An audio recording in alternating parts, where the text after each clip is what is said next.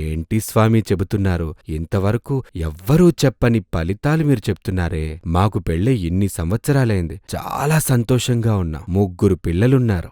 చాలా హ్యాపీగా ఉన్నాం. ఒక్కరోజు కూడా మేము విడిగా ఉన్నదే లేదు. నా కోసం ఆవిడ కోసం నేను జీవిస్తున్నాం. నేనన్నాను, మీరు నిన్నటి నుండి ఈ రోజు వరకు విషయాలు చెప్తున్నారు. నేను ఈ రోజు నుండి ఫ్యూచర్లోకి విషయాలు చెప్తున్నాను. అదొక్కటే వ్యత్యాసం. అంటే నేనాయన వద్ద అడిగాను. ఇప్పుడు మీ ముందు నేనున్నాను. మీరు నా ముందున్నారు. మీకు నేను చక్కగా కనిపిస్తున్నానా?